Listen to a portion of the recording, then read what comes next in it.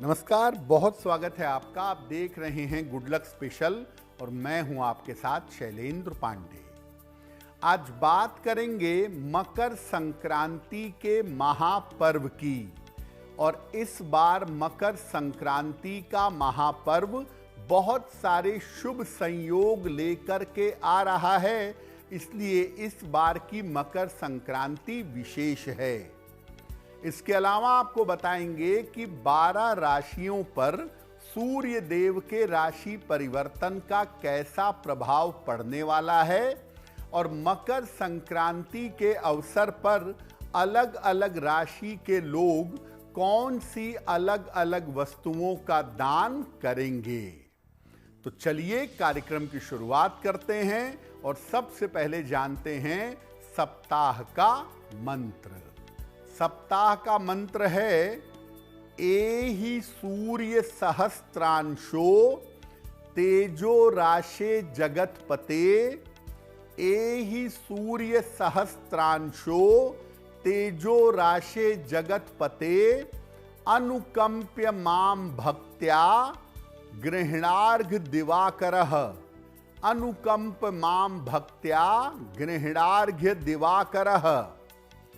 जब आप प्रातः काल सूर्य देव को जल अर्पित करते हैं तो जल अर्पित करने के बाद 3 बार या 9 बार इस श्लोक को कहिएगा।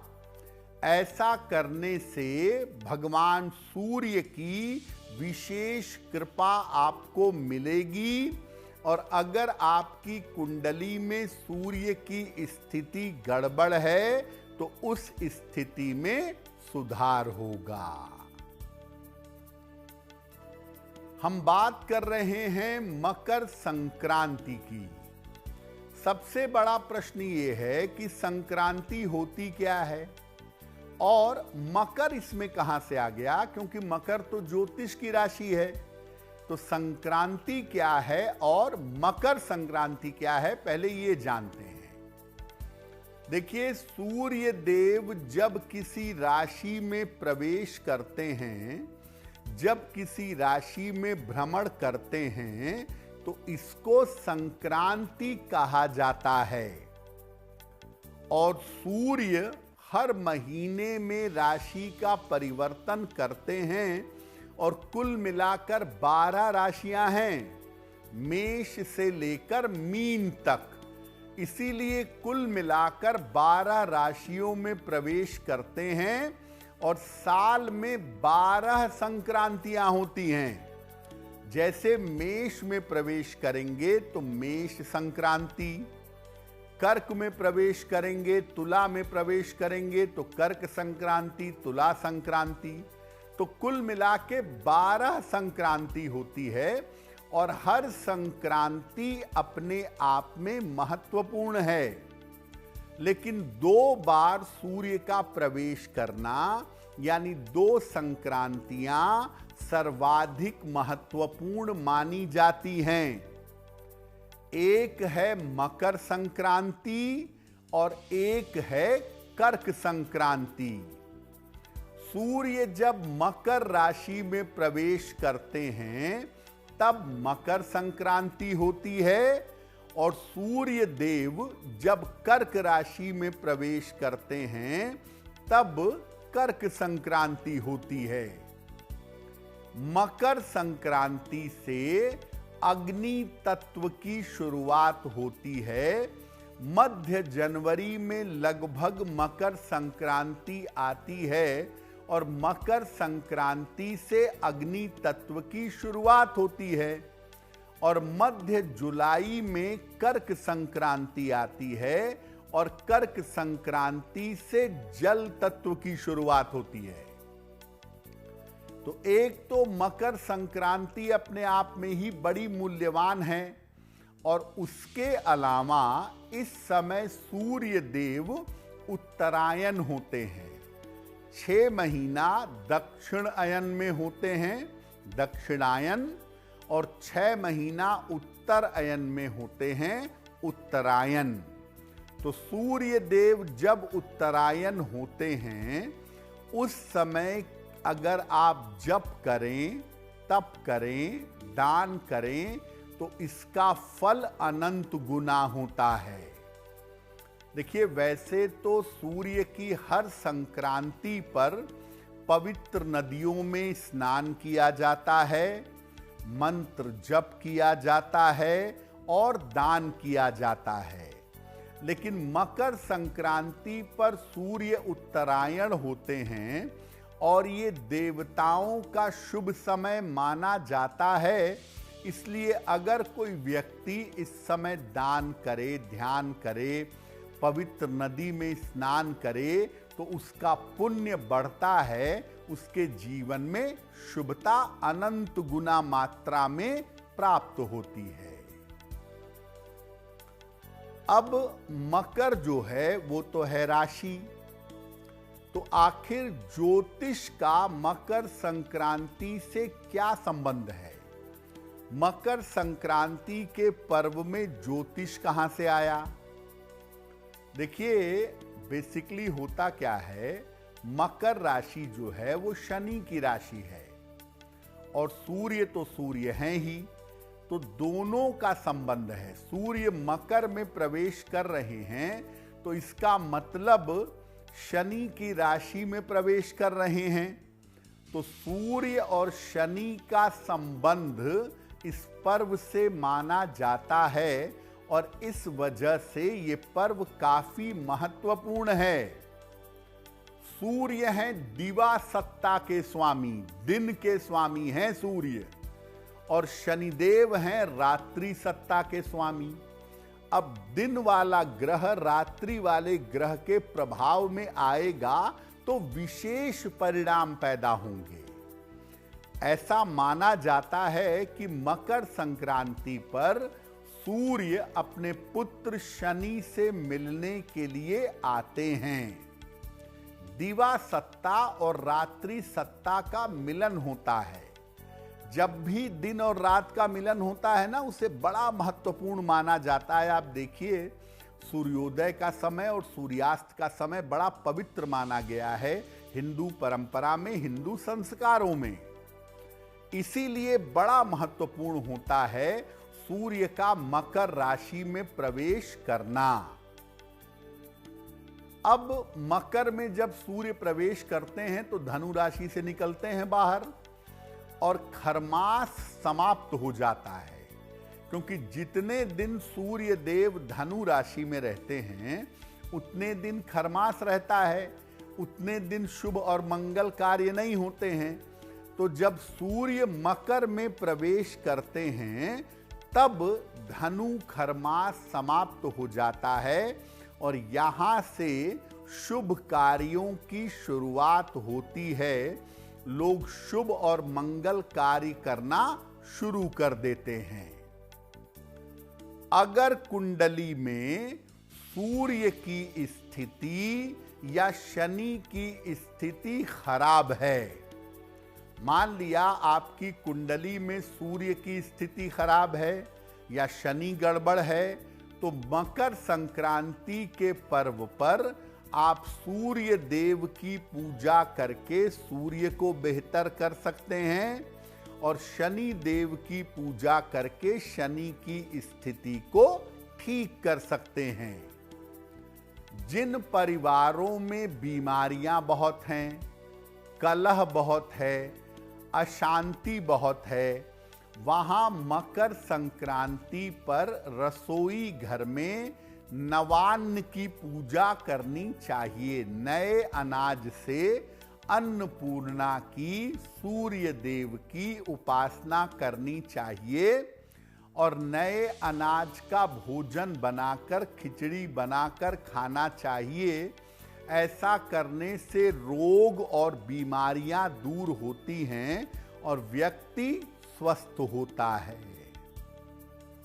तो मुख्यतः मकर संक्रांति इसलिए महत्वपूर्ण है क्योंकि सूर्य और शनि का संबंध बनता है और सूर्य उत्तरायण होते हैं और सूर्य का राशि परिवर्तन होता है।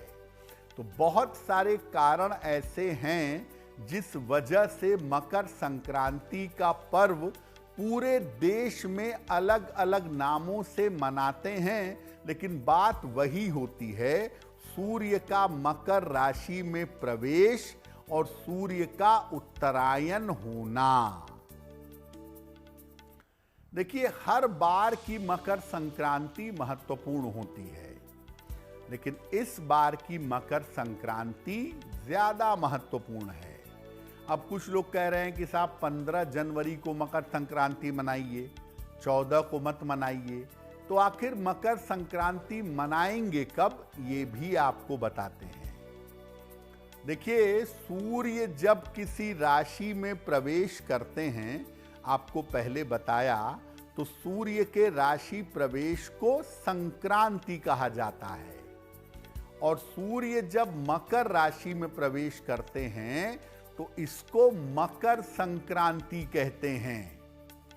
इस बार सूर्य देव 14 जनवरी को शाम के समय, यानी लगभग दोपहर के अंतिम हिस्से में 3:13 पर मकर राशि में प्रवेश करेंगे।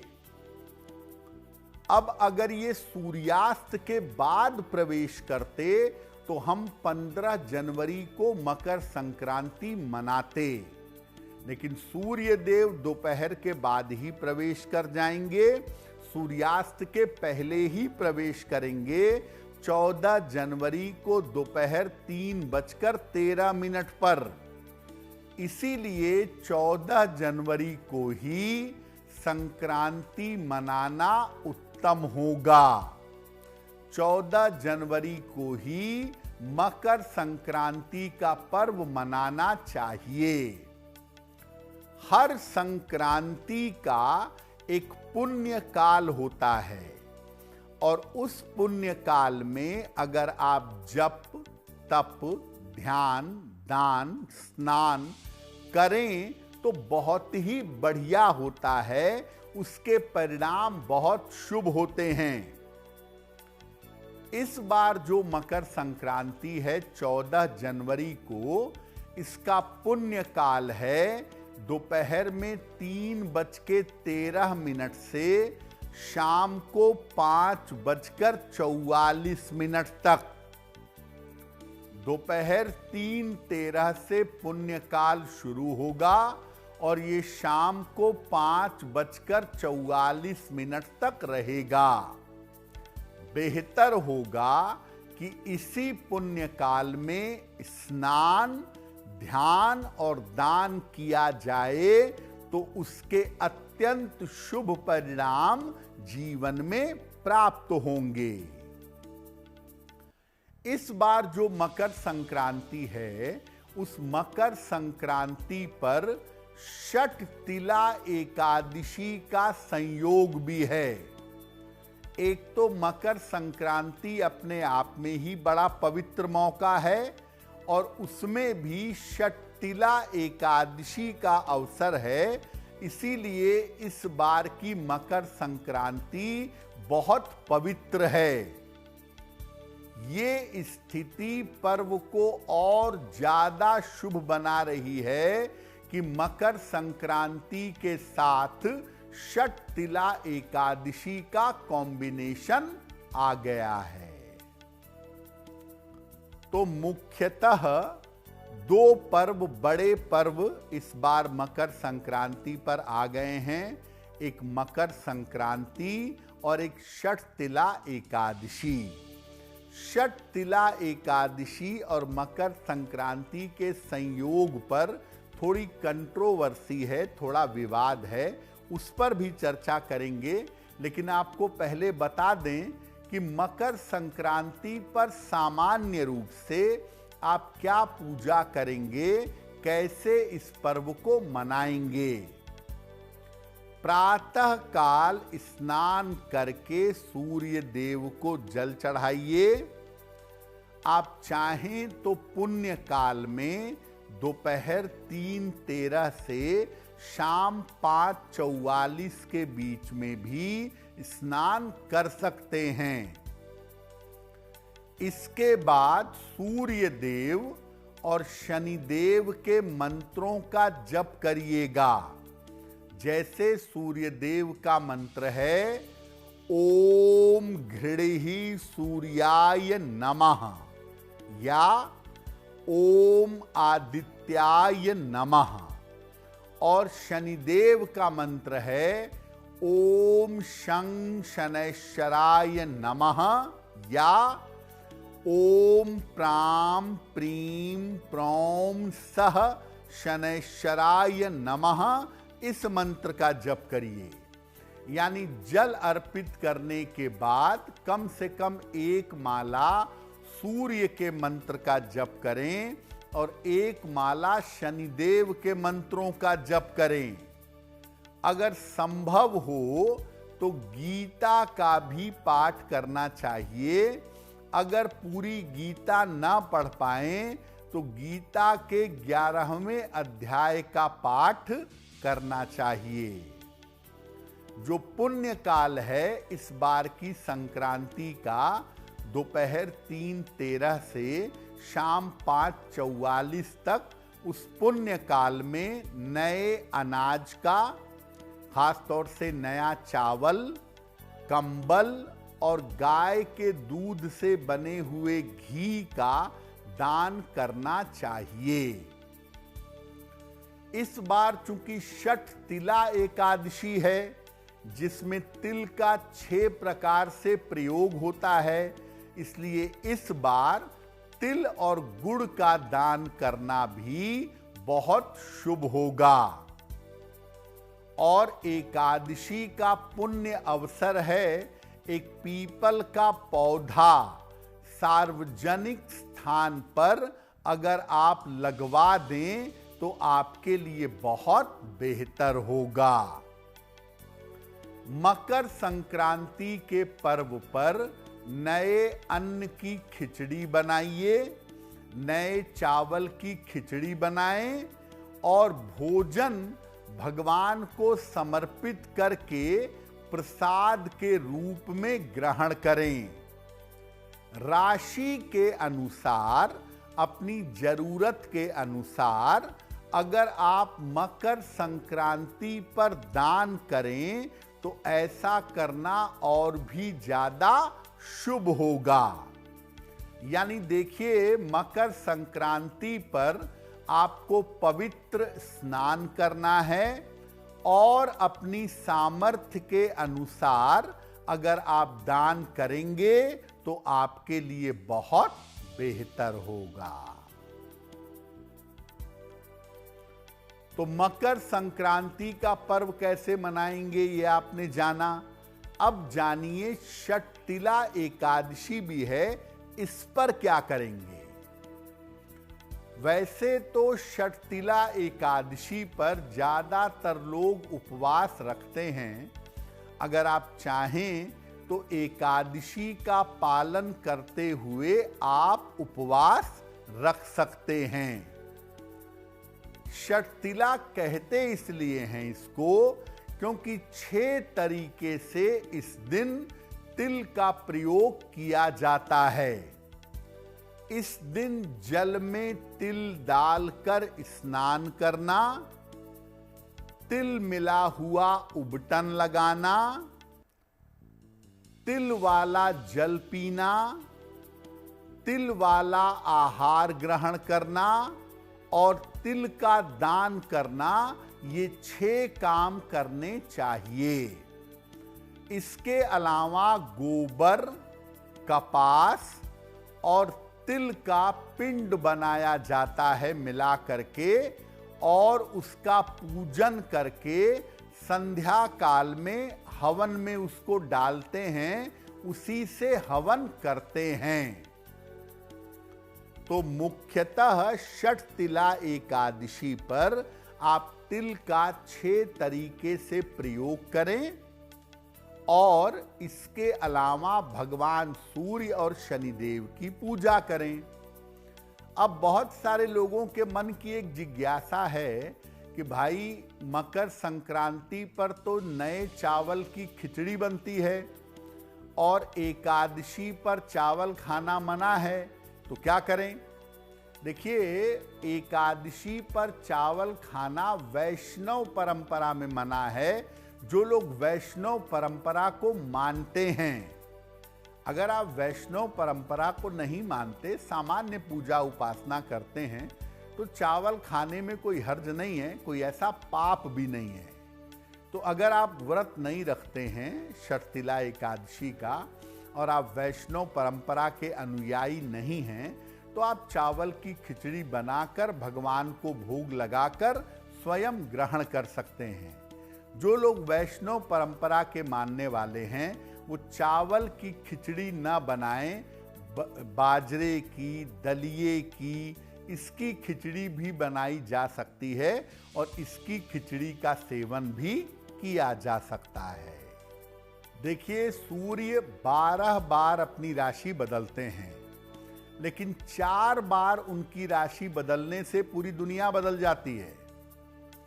सूर्य जब मकर में जाते हैं, जब मेष में जाते हैं, जब कर्क में जाते हैं और जब तुला में जाते हैं, तो जाते तो 1 महीने के लिए हैं, लेकिन अगले 3 महीने तक उसका प्रभाव दुनिया पर दिखाई देता है।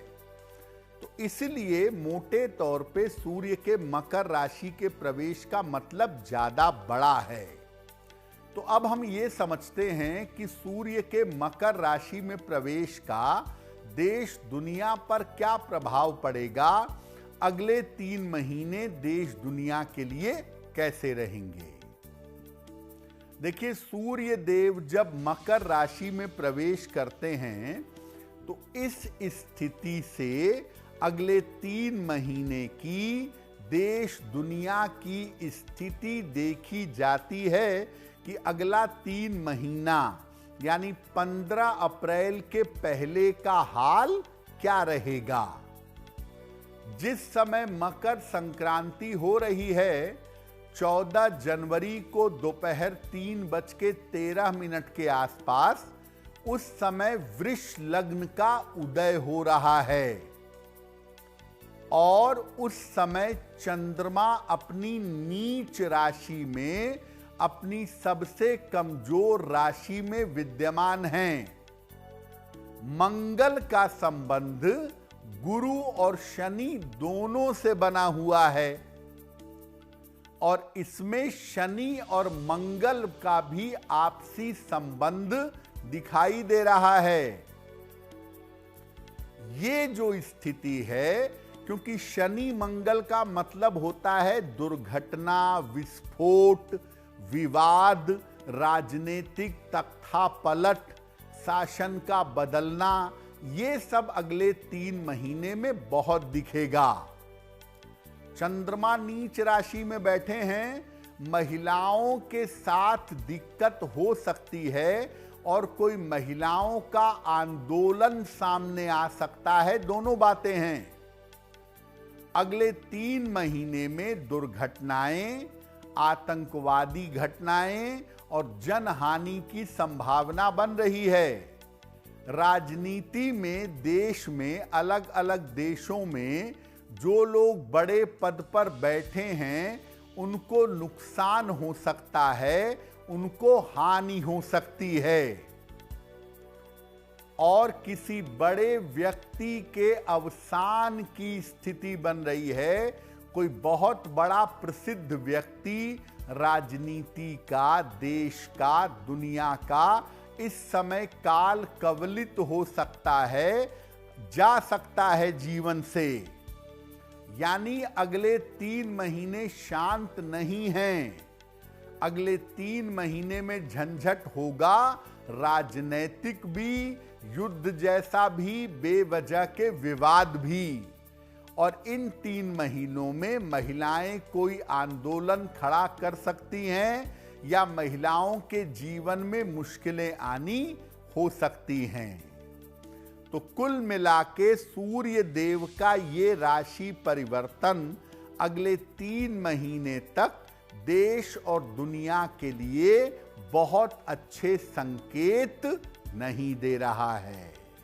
तो हमने आपको सामान्यतः मकर संक्रांति के बारे में सारी जानकारियां दे दी। अब आपको बताते हैं कि मकर संक्रांति से अगले 1 महीने तक अलग अलग राशि के लोगों के जीवन पर कैसा प्रभाव पड़ेगा और अलग अलग राशि के लोग इस मकर संक्रांति पर क्या दान करेंगे। अगर मेष राशि की बात करें तो सूर्य का मकर राशि में प्रवेश आपके लिए अच्छा दिखाई दे रहा है। आपको निश्चित रूप से लाभ होगा, करियर में सफलता मिलती दिख रही है और स्वास्थ्य को लेकर जो परेशानियां थीं वो तमाम परेशानियां आपकी दूर होंगी। यानी अगला 1 महीना मेष वालों के जीवन को बेहतर बनाए रखेगा। मकर संक्रांति पर किसी निर्धन व्यक्ति को अगर तिल का और गुड़ का दान कर दें तो आपके लिए बहुत अच्छा रहेगा और सूर्य का मकर राशि में प्रवेश आपको लाभ पहुंचाएगा। वृषभ राशि, सूर्य का राशि परिवर्तन मकर राशि में जाना आपके स्वास्थ्य के लिए अच्छा नहीं है। अपने स्वास्थ्य का ध्यान रखिएगा। शरीर में सूजन आ जाए, हड्डियों में दिक्कत आ जाए, कोई चोट चपेट लगे, पेट में दिक्कत रहने लगे, इस तरह के स्वास्थ्य की समस्याएं हो सकती हैं।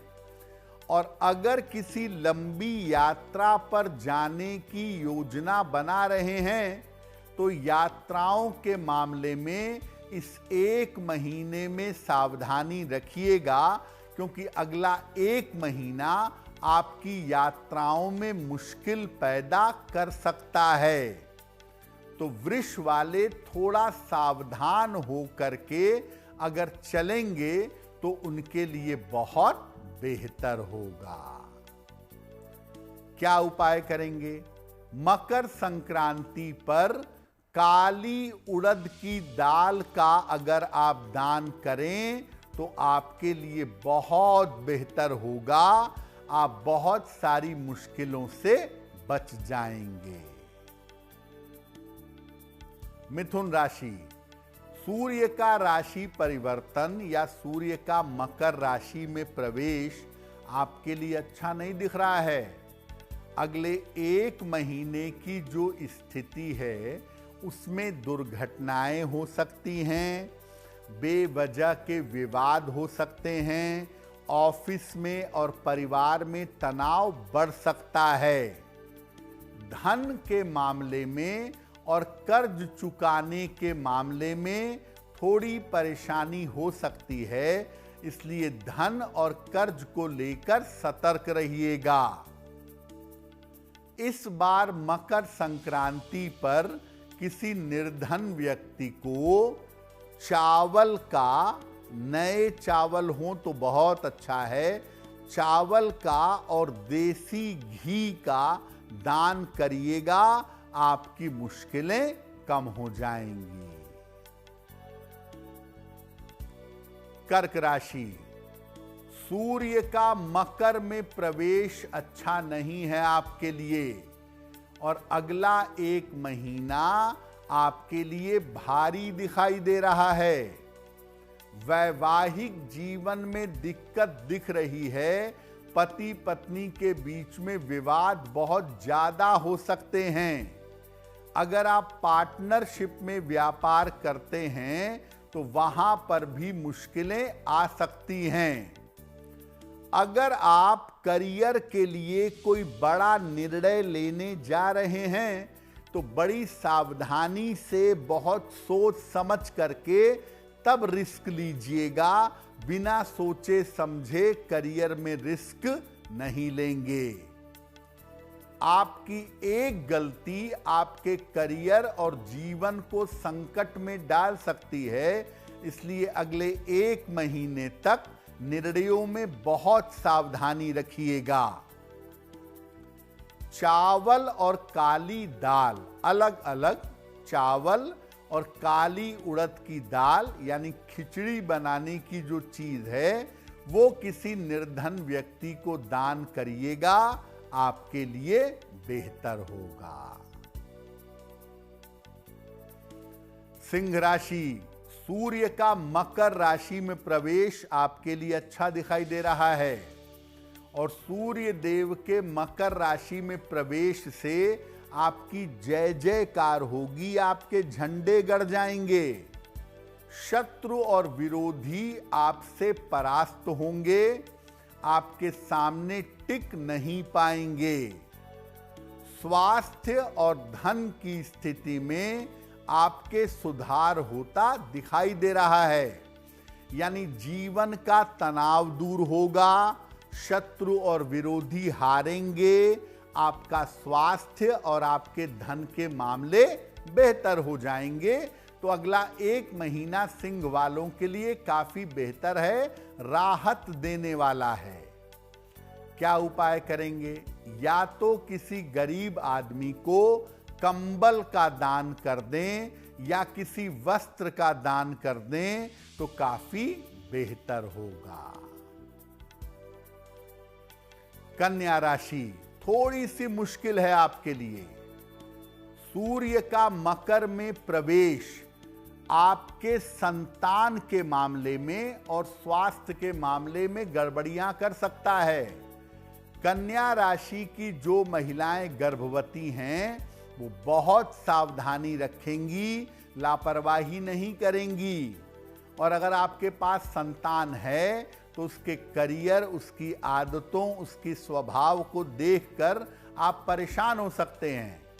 अपने स्वास्थ्य का भी ध्यान रखिएगा, चोट चपेट न लगे, दुर्घटना ना हो और परिवार में विवादों से बचिएगा।